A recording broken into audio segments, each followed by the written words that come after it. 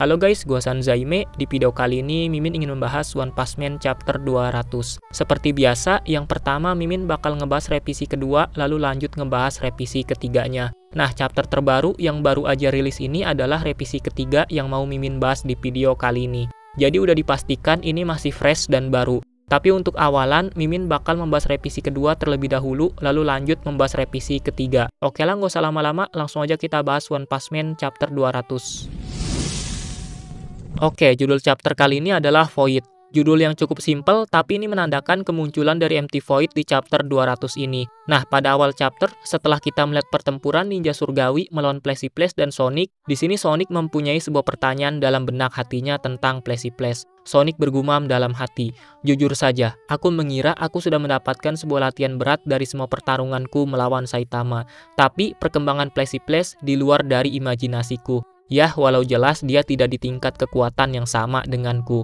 Begitulah watak dari Sonic yang masih belum mengakui kalau Placiplace lebih kuat dibandingkan dirinya dalam segi kekuatan. Bahkan yang kocak adalah bergumam dalam hati pun masih aja belum mau mengakuinya. Melihat perkembangan Placiplace, Sonic jadi mempertanyakan lawan macam apa yang telah dia hadapi sejak menjadi pahlawan. Kita pun diperlihatkan lawan yang selama ini membuat Placiplace terus bisa berkembang pesat sampai di kekuatannya saat ini, yaitu Platinum Sperm, Garomo the Monster, dan Saitama. Itulah tiga lawan yang membuat Placiplace tidak berdaya bahkan dalam segi kecepatan. Julukan dia sebagai cahaya terasa tidak berguna walaupun kecepatan itu sendiri adalah inti dari kekuatan Placiplace. Tapi dari hal itu, dia mendapatkan sebuah pelajaran yang sangat berharga agar bisa terus berkembang hingga pada titik menjadi sangat kuat. Nah, tiba-tiba aja di tempat itu ada seseorang yang batuk dan ternyata itu adalah salah satu dari ninja surgawi yang masih berhasil bertahan. Dia memuji Placiplace karena kekuatannya yang gila barusan, bahkan menganggap kalau Placiplace berpura-pura menjadi anak yang gagal selama ini saat pelatihan di desa ninja.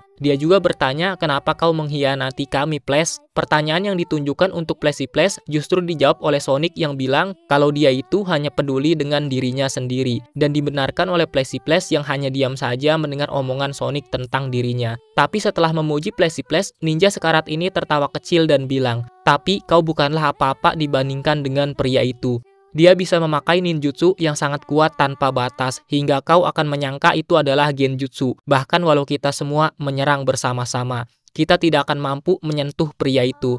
Sonic justru yang mendengar hal tersebut seperti melihat kalau ninja yang sekarat ini seperti mabok karena dia bilang, "Apakah kau yakin tidak sedang dalam pengaruh obat? Desa itu sudah membuatmu jadi mudah untuk dicuci otak." Tapi ninja surgawi ini membalas kalau kau akan benar-benar paham setelah bertemu dengannya. Sudah tidak ada jalan bagi kalian untuk kabur dan kau akan segera sadar jika dibunuh oleh kami adalah akhir yang lebih baik daripada oleh pria itu. Hingga pada akhirnya ninja yang udah sekarat ini pun mati setelah berbicara seperti itu. Sonic justru merasa kesal karena dibilang siapa juga yang mau kabur dari pria itu. Kroco dengan pikiran sepertimu itu tidak akan mengerti. Nah, Sonic dengan percaya diri bilang kepada Place, "Sepertinya pria itu akan datang ke sini hanya untuk diburu oleh kita kan, Place?" Tapi justru reaksi Placiplace menanggapi hal ini berbeda dengan Sonic yang sangat santai. Placiplace bilang iya dengan muka yang sangat serius. Berbeda dengan Sonic yang belum pernah merasakan kekuatan dari pria itu, tapi Placiplace sendiri pernah merasakan kekuatan dari MT Void. Tebasan dimensinya mustahil bisa dihindari hanya dengan kekuatannya saat ini. Melihat muka Placiplace yang sangat serius, membuat Sonic justru keheranan dengan ekspresinya. Sonic pun bertanya, "Kalau begitu, apa menurutmu dia sudah ada di sini? Aku tidak bisa merasakan tanda keberadaannya, tapi dia seharusnya sudah ada di sini. Karena dia pasti yang mengirim ninja surgawi itu untuk menguji kemampuan kita." Nah, tiba-tiba aja Sonic merasa keheranan dengan Placiplace yang ada di sampingnya seperti ingin memberikan sesuatu. Tapi di saat yang sama ada Placiplace lain yang bilang, "Jangan sentuh kubus itu." Dan ternyata Placiplace yang menghampirinya itu adalah MT Void yang sedang menyamar dan berhasil membuat Sonic memegang sebuah kubus dan membuatnya terkena sebuah ilusi. Placiplace juga di sini langsung mencoba membantu Sonic dengan menebas MT Void, tapi sayangnya itu gagal karena tiba-tiba aja Void sudah ada di belakangnya, kemudian menahan pedang Placiplace yang ada di tangan kanannya sambil bilang, "Kau terlalu lambat." Saat ini MT Void juga sudah mulai kembali ke bentuk aslinya. Karena Placiplace tidak bisa menggerakkan tangan kanannya akibat ditahan MT Void, dia pun menggunakan tendangan mengarah ke belakang, tapi Void dengan cerdiknya berhasil menghindari serangan itu. Dan tangan kirinya yang sedang memegang kubus berhasil menyentuh Flashy Flash yang membuatnya masuk juga ke dalam ilusi seperti Sonic. Flashy Flash yang melihat Empty Void semakin merasakan dia terjatuh dan terus terjatuh hingga pada akhirnya dia memasuki ilusi dari God. Flashy Flash yang terkena genjutsu saat ini memakai tubuh dirinya saat masih kecil. Dia terbaring di sebuah rerumputan yang sangat lebat dan hijau, yang kemudian terbangun dan bertanya-tanya, "Di mana aku?" Setelah dia melihat ke sekelilingnya, ternyata ada Sonic yang sedang berdiri menatap ke depan. Flashy Flash pun berusaha menghampirinya. Sonic juga bilang, "Akhirnya kau bangun, Flash. Aku bersyukur sudah meninggalkan desa bersamamu. Kau akhirnya sampai di sini, tempat impian yang sudah kita janjikan untuk membangun desa." Flashy Flash juga jadi teringat tentang tempat impian bersama Sonic, tempat yang akan menjadi dibangunnya desa ninja. Dan merasa senang, tapi Flashy Flash juga bilang kepada Sonic, "Aku tadi mendapatkan mimpi buruk." Dan hal yang tidak terduga adalah sebagian dari tubuh Sonic ini, pandangan titik buta dari Flashy Flash adalah bentuk dari God. Jelas yang ada di hadapan Flashy Flash saat ini hanyalah sebuah ilusi. Sonic di sini mencoba menenangkan Flashy Flash tentang mimpi buruknya. Dia bilang, bahkan mimpi buruk apapun itu lebih baik daripada hidup di desa itu. Mulai sekarang kita berdua akan membangun desa yang sempurna di sini. Ayo kita berusaha bersama, Flash. Kemudian Flashy Flash pun merasa senang mendengar hal itu. Hingga pada akhirnya Sonic pun mencoba berjabat tangan atau mengulurkan tangannya kepada Flashy Flash. Nah, yang tidak terduga adalah Flashy Flash seperti menerima jabat tangan dari Sonic, tidak ada penolakan sama sekali, yang padahal itu adalah God yang sedang menyamar. Dan One Punch Man chapter 200 revisi kedua pun selesai di sini dan Mimin akan melanjutkannya pada revisi yang ketiga. Pada chapter kali ini kita langsung melanjutkan pertarungan antara Flashy Flash dan Sonic yang melawan party ninja surgawi dan sudah berhasil menangkap Hellfire dan Gelwin dengan cara diikat. Saat ini masih ada gerombolan dari ninja surgawi yang masih menyerang mereka berdua. Bahkan ada seorang ninja yang badannya sangat besar berhasil meninju pedang dari Flashy Flash hingga pedang tersebut benar-benar hancur yang membuat Flashy Flash terkejut. Dia mengatakan, "Cih, pengganti Instakill tidak berfungsi dengan baik." Dan Instakill di sini adalah nama pedang dari Flashy Flash yang waktu itu tersangkut di reruntuhan asosiasi monster ketika bersama Saitama dan Manako. Jadi ini hanyalah pedang pengganti dari Instakill. Melihat pedang Flashy Flash hancur, Sonic pun langsung menggantikan Flashy Flash untuk bertarung dan langsung maju sendirian begitu aja. Melihat hal itu, party ninja surgawi pun merasa kalau Sonic ini sangat bodoh karena tidak mungkin kau bisa mengalahkan kami semua hanya dengan sendirian. Tapi setelah itu, Sonic pun menampilkan sebuah teknik yang sangat gila, yaitu sebuah gerakan yang sangat cepat hingga meninggalkan puluhan bayangan yang sangatlah banyak.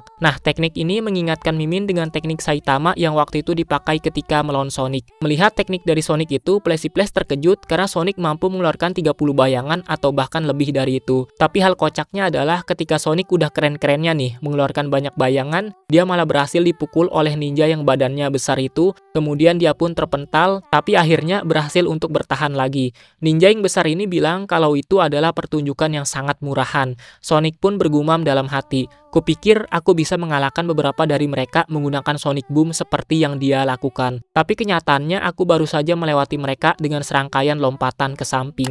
Nah, dia yang dimaksud Sonic adalah Saitama yang ternyata meniru tekniknya. Setelah itu, Flashy Flash pun menghampiri Sonic dan bertanya, "Apa yang kau lakukan?" Karena jurus multi bayangan seperti itu tidak cocok untuk menyerang banyak musuh sekaligus. Di sini Sonic pun merasa kesal mendengar omongan tersebut dan bilang setidaknya berterima kasihlah, yang kemudian melemparkan sebuah pedang kepada Flashy Flash untuk menggantikan pedangnya yang hancur barusan. Nah, setelah Sonic melemparkan pedang, Flashy Flash pun mengatakan, aku paham sekarang. Bagaimana kau bisa bertahan hidup sampai sekarang?" Nah, mendengar Flashy Flash yang masih ngoceh, Sonic pun tampak kesal dengan bergumam dalam hati. "Si brengsek ini, haruskah aku menusuknya dari belakang di tengah pertarungan ini?" Jadi pedang yang diberikan kepada Flashy Flash ini sebenarnya punya anggota ninja surgawi yang baru aja dicuri oleh Sonic ketika dia terpental barusan. Makanya ninja yang pedangnya dicuri pun bilang, "Itu pedangku, kau harus mengembalikan pedangku dengan rasa hormat." Dan reaksi dari ninja lain juga bilang kalau kau sudah menjalani kehidupan yang sangat menyedihkan, bahkan lebih buruk dari seorang pencuri biasa. Kau tidak akan pernah mengerti rencana kami dan akan mati tanpa pernah tahu arti kebebasan yang sebenarnya, sambil menembakkan pistolnya. Flashy Flash pun membalas bacotan dari mereka dengan bilang, "Memahami rencanamu, siapa yang peduli akan hal itu? Itu adalah ideologi seorang pecundang yang gagal mendapatkan tempat untuk dirinya sendiri di dunia nyata dan memilih untuk menjadi budak di desa itu." Dan ninja surgawi pun menjadi lebih marah lagi karena omongan Flashy Flash. Tapi hal tersebut juga mengingatkan Flashy Flash kepada perkataan Sonic di waktu kecil yang pernah bilang, "Menurutku yang paling berharga adalah kekuatan untuk menjalani hidup sesuka hatimu." Saat ini Flashy Flash dikeroyok oleh para ninja surgawi, begitupun dengan Sonic yang berhasil terkena serangan oleh dua ninja lainnya. tapi dia langsung bangkit kembali dan menyerang balik dengan cara menendangnya. Nah, Sonic juga menganggap kalau pukulan yang mengenainya barusan itu bukanlah apa-apa dibandingkan kekuatan Saitama karena ini seperti disenggol dengan lembut olehnya. Jadi itu tidak berpengaruh kepadaku. Di sisi lain, Plessis juga sedang menahan seluruh serangan dari ninja surgawi yang mengeroyok dirinya. Dia sangat percaya diri dengan kemampuannya karena telah mengasahnya selama ini dan menjadi lebih kuat dari sebelumnya. Bahkan teknik para Teninto tidak lebih dari permainan anak-anak bagiku sekarang. Sambil bertarung, Plessis masih mengingat tentang perkataan Sonic waktu kecil yang bilang kekuatan untuk hidup sesuka hatimu. Plessis bertanya-tanya, di mana itu? Bagaimana kau bisa yakin bahwa itu bukan sekedar fantasi dan bukan hanyalah hayalan belaka? Nah, di sini dijelaskan kalau mereka semua itu telah hidup di dalam lingkungan yang begitu terbatas untuk waktu yang lama, yang bahkan tidak bisa memahami gambaran yang benar tentang apa arti kebebasan yang sebenarnya. Dan ini sepertinya berlaku kepada seluruh ninja di tempat itu yang dari dulu hidup dalam lingkungan yang terbatas di desa ninja. Jadi mereka semua itu tidak bisa memahami gambaran yang benar tentang kebebasan sebenarnya. Nah, ketika baru aja mereka saling ingin membunuh, bahkan sudah saling mengarahkan pedangnya, tiba-tiba muncul Blaze yang ada di hadapan mereka semua dan menahan pedang dari Plessis. Begitupun dengan ninja surgawi dengan bilang, sudah cukup, tidak perlu menumpahkan lebih banyak darah untuk hal yang sia-sia. Jelas para Teninto bingung, karena kau itu siapa dan datang dari mana. Plessis pun terkejut hingga menyebut nama yaitu Blaze, membuat party ninja surgawi terkejut mendengar nama tersebut. Begitupun dengan Sonic yang bilang, bukankah dia sudah lama menghilang? Nah, ternyata para ninja surgawi ini memiliki perasaan kesal yang sangat besar kepada Blaze bahkan ketika baru aja identitasnya diketahui. Para Teninto bilang, jadi kau datang sejauh ini hanya untuk memberikan kepalamu sendiri ya? Dan ekspresi dari mereka semua ini benar-benar kesal ketika Blaze muncul. Tapi yang gokil dari kekuatan Blaze adalah mampu mengalahkan semua dengan mudah. Padahal kan sebenarnya ninja surgawi ini kayaknya kena bab sedikit oleh Murata Sensei hingga membuat Plessis dan Sonic kesulitan, tapi pada akhirnya Blaze dengan mudahnya mengalahkan mereka semua hanya dengan tinjuannya yang digabungkan dengan kekuatan teleportasi. Intinya di sini kekuatan Blaze sangatlah gila karena dengan mudahnya mengalahkan ninja surgawi yang Plessis dan Sonic aja kesulitan. Setelah berhasil mengalahkannya, Blaze pun bilang, sekarang semuanya tenanglah. Melihat aksi gila tersebut, Plessis dan Sonic pun sangat terkejut karena Teninto bisa dengan mudah dikalahkan. Tapi itu juga membuat Sonic kesal kepada Blaze dengan bilang, "Cih, kau mengganggu saat aku akan menyelesaikan semuanya." Sedangkan Plessis bertanya, "Blaze, kenapa kau ada di sini?" Setelah itu Blaze pun menjelaskan kalau aku diarahkan ke sini oleh sesuatu yang memiliki penciuman sangat tajam. Dan ternyata itu adalah anjing Rover yang dimana Blaze diarahkan ke tempat saat ini berkat anjing Rover. Jadi Rover mencium bau surat untuk mengarahkan Blaze ke tempat ini. Nah, yang aneh adalah kenapa anjing Rover bisa bersama Blaze padahal kan dia tadinya sama Genos. Dan One Punch Man chapter 200 revisi ketiga pun selesai di sini. Oke, sebelum mengakhiri video ini, Mimin mau berterima kasih kepada titipan doa ibumu yang memberikan support lewat donasi Saweria sebesar 50.000. Dikit ya bang, semoga berkah. Ya intinya, berapapun yang kalian berikan, Mimin berterima kasih dan kalian juga bisa bertanya kepada Mimin tentang OPM lewat Saweria dan Mimin akan menjawabnya saat di akhir video.